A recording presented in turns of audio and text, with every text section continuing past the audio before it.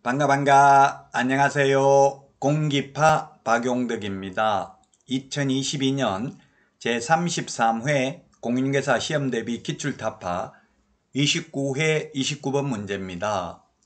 민사집행법에 따른 경매에 관하여 옳은 것입니다. 경매가 좀 어렵죠. 시험에 한 문제 출제가 되는데 민사집행법이 330개 조문인데 한 문제밖에 안 나오니까 기출문제 위주로 보실 수밖에 없습니다. 자, 먼저 기억 차순위 매수신고입니다. 차순위라는 것은 2등을 말하는 거죠. 차순위 매수신고 2등의 경우에는 그 신고액이 최고가 매수신고액에서 그 보증금을 뺀 금액을 넘는 때에만 할 수 있다 했는데 넘는 때에만 할 수 있는데 넘지 않는 때에만 할 수 있다 했으니까 X죠. 넘는 때에만 할 수 있습니다. 넘지 않는 때가 아니라 넘는 때에만. 2등을 뽑는 이유는 1등이 보증금만 걸어놓고 잔금 안 내는 것을 대비해서 2등 차순위 매수신고인을 뽑기 때문에 최고가 매수신고인이 신고한 금액에서 그 보증금을 뺀 금액을 넘는 때에만 할 수 있습니다. 넘지 않는 때가 아니고요.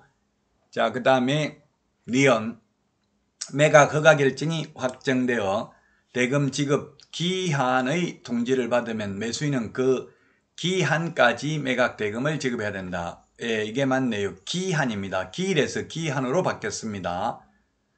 자, 그 다음에 디귿은 촉탁한 때가 아니라 매각 대금 다 낸 때에 소유권을 취득합니다.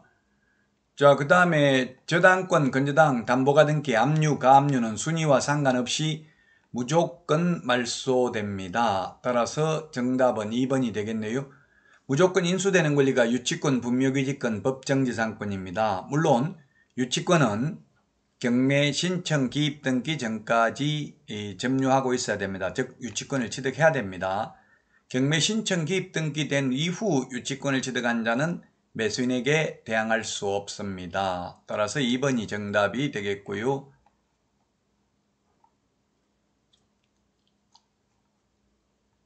자, 다음은 30번 문제입니다. 30번 문제. 금지행위에 대해서 틀린 것입니다. 금지행위에 대해서 틀린 것. 금지행위 우리 프린터 11번에 매무수거 관직상투 시공시 시험에 두 문제 정도 출제됩니다. 중개대상물 매매를 업으로 하는 것은 금지행위입니다. 중개상물 중개를 업으로 해야 되죠. 매매를 업으로 하면 안 되고요. 교환을 업으로 하거나 임대를 업으로 하는 건 상관없습니다. 그리고 중개대상물이 아닌 건축자재 매매를 업으로 해도 금지행위 아니다. 그 다음에 문구점을 운영해도 금지행위 아니다. 이런 게 시험에 출제됐습니다. 그 다음에 2번 아파트 동호수에 대한 분양계약 체결된 후 그 분양권 매매를 중개하는 것은 금지행위에 해당하지 않는다. 전매 제한 지역이 아니라면 금지행위 아닙니다. 판례고요.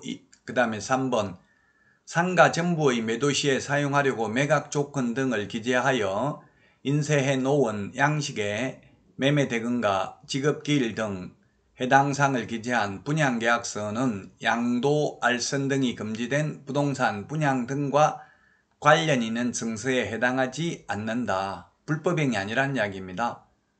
상가 분양계약서는 분양 관련 증서에 해당되지 않는다는 게 판례이고요.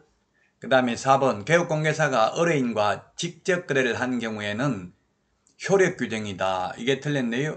효력규정이 아니고 단속규정입니다. 즉 개업공개사가 싸게 매물을 직접 샀다 하더라도 그 매매 계약 자체가 당연히 무효가 되는 것은 아닙니다. 단지 직접 거래를 하면 3년 이하의 전역이나 3천만 원 이하의 벌금 처벌은 받겠죠. 처벌은 받지만 계약 효력은 유효합니다. 원칙적으로.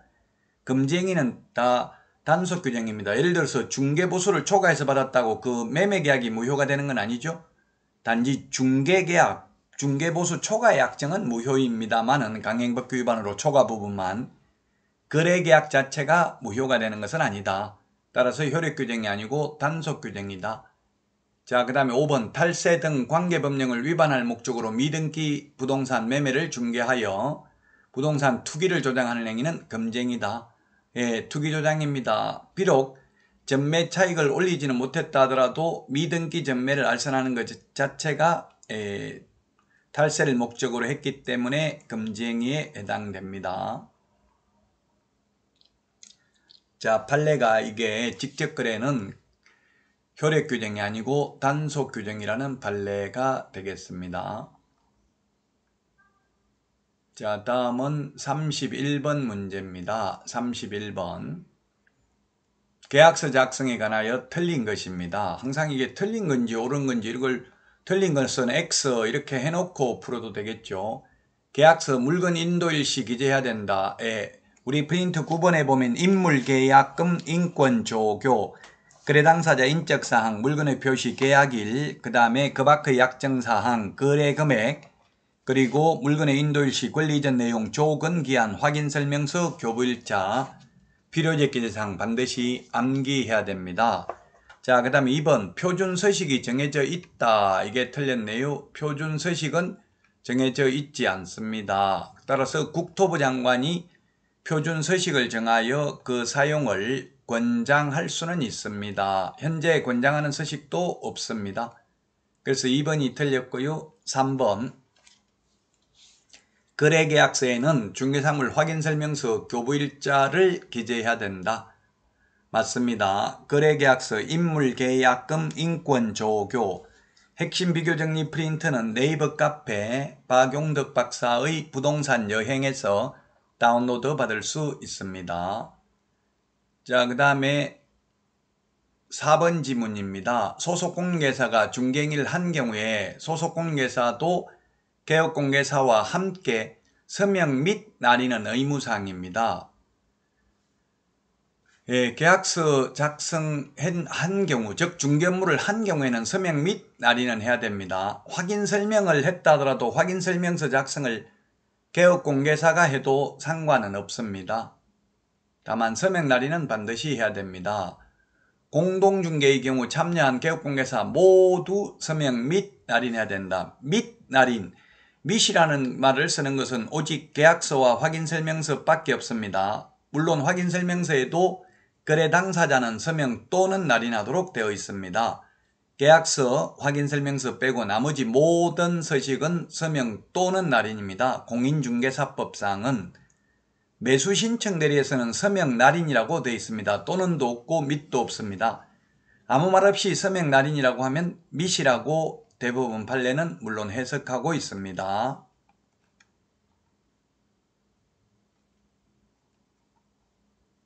여러분 수고 많으셨습니다. 행복한 하루 되십시오. 안녕.